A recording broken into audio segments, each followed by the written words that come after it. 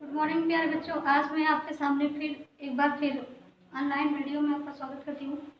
मैं कक्षा 12 के बायोलॉजी, जो भी आप जानते ही हैं, पार्ट 8 है और मानव जनन ह्यूमन रिप्रोडक्शन के बारे में चल रहा है।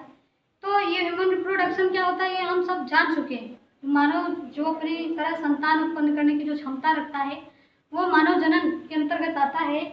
उसमें हम नर जनन तंत्र, मादा जनन तंत्र, आवर्त चक्र क्या होता है, ये सारा चीज पढ़ चुके हैं। उसके बाद हमने क्या पढ़ा, सगर्भता क्या होता है, अंतरोपण क्या होता है, ये सारा चीज पढ़ चुके हैं। अब उसी क्रम में आगे चल रहे हैं। अब देखिए, गर्भ में शिशु का विकास पूरी तरीके से हो चुका है। अब उसका जन्म होगा। क्या होगा? जन्म होगा। तो जन्म होने की उस प्रक्रिया को हम क्या कहते हैं, या अर्थात हम कह सकते हैं प्रसव क्या है, दुग्ध श्रावण क्या है। तो आइए, आज का हमारा टॉपिक है प्रसव एवं दुग्ध श्रावण। तो इसके बारे में हम समझते हैं। देखिए, यहाँ पर लिखा है प्रसव एवं दुग्ध श्रावण।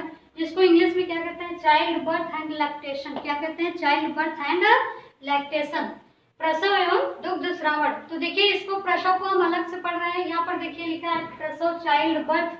मानव में प्रेगनेंसी अर्थात गर्भाधान, अर्थात जो शुरू से लेकर के बच्चा जो 9 माह तक गर्भ में रहता है, उस अवधि को हम गर्भाधान कहते हैं। क्या कहते हैं? गर्भाधान। तो मानव में प्रेगनेंसी अर्थात गर्भाधान की औसतन अवधि कितनी होती है? औसतन मतलब कहीं कहीं ज्यादा हो जाता है, कहीं कहीं कम हो जाता है, तो औसत ले लेते हैं। तो मानव में प्रेगनेंसी अर्थात गर्भाधान की औसतन अवधि 9.5 माह तक या 270 से 75 दिन तक होता है। कितने दिन तक होता है? 270 से 75 दिन तक होता है, जिसे हम क्या कहते हैं? जेस्टेशन पीरियड कहते हैं। इंग्लिश में अगर पूछा जाए जेस्टेशन पीरियड या गर्भावधि किसे कहते हैं, तो मानव में जो शिशु 0 से लेकर के 9 माह तक जो गर्भ में रहता है, उस समय को हम क्या कहते हैं? गर्भावधि कहते हैं। तो मानव में प्रेगनेंसी अर्थात गर्भाधान की औसतन अवधि 9.5 माह या 270 से 75 दिन तक होता है, जिसे हम गर्भावधि कहते हैं। ये समझ में आया? जेस्टेशन पीरियड क्या होता है, ये समझ में आया? जेस्टेशन पीरियड उसे कहते हैं 0 से लेकर के 9 माह तक जो अवधि, मतलब उस समय के अंतराल जो शिशु होता है गर्भ में उपस्थित होता है, उसको हम क्या कहते हैं?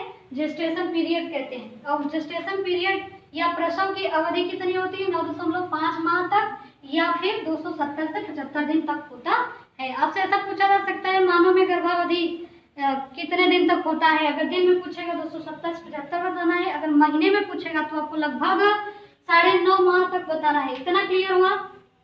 फिर उसके बाद यहाँ पर लिखा है प्रेगनेंसी अर्थात गर्भाधान की समाप्ति होने पर गर्भाशय की भित्ति में तीव्र संकुचन होता है। देखिए, गर्भाशय की संरचना, जब हम लोग फीमेल रिप्रोडक्टिव सिस्टम पढ़ रहे थे तो उसमें अंडवाहिनी थी। गर्भाशय की 3 मतलब गर्भाशय की भित्ति जो थी 3 परतों की बनी होती थी।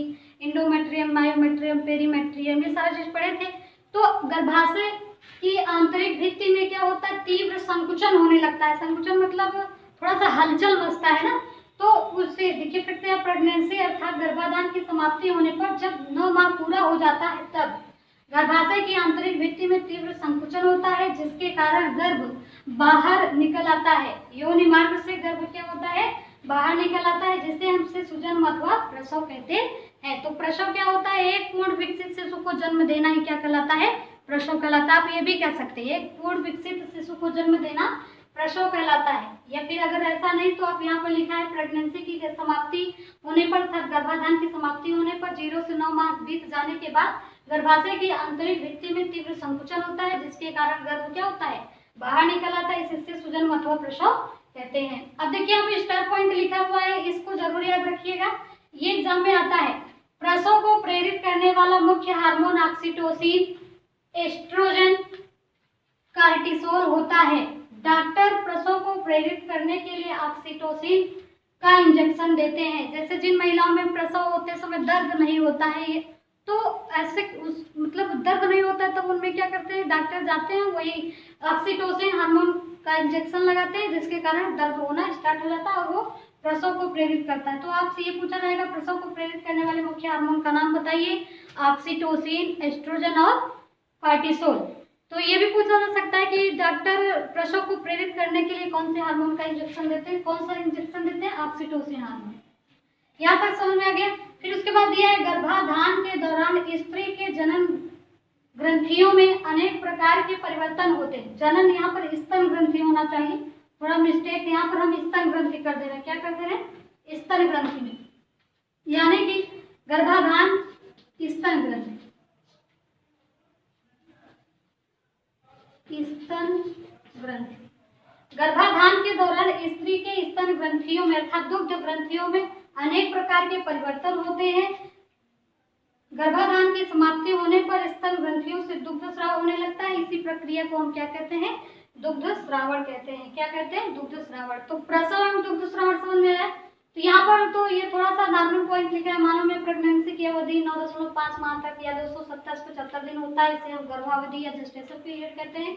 गर्भाधान समाप्ति होने पर जो गर्भाशय की आंतरिक भित्ति होती है उनमें तीव्र संकुचन होता है, जिसके कारण गर्भ यानी शिशु जो है बाहर निकल आता है। उसको शिशुजन अथवा प्रसव कहते हैं।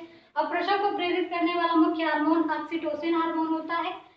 मुख्य रूप ऑक्सीटोसिन, उसके साथ साथ एस्ट्रोजन और कार्टिसोल भी होता है। डॉक्टर प्रसव को प्रेरित करने के लिए ऑक्सीटोसिन हार्मोन का इंजेक्शन देते हैं। फिर गर्भाधान के दौरान स्त्री के स्तन ग्रंथियों में अनेक प्रकार के परिवर्तन होते हैं।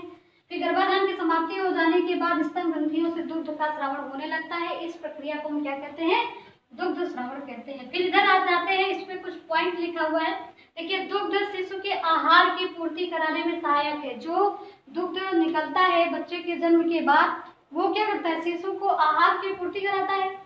फिर दूसरा लिखा है, बच्चे के जन्म के बाद प्रारंभिक कुछ दिनों तक जो दुग्ध स्रावित होता है, जो दुग्ध का निर्माण होता है, उससे हम सीख कहते हैं, कोलेस्ट्रम कहते हैं। क्या कहते हैं? कोलेस्ट्रम कहते हैं।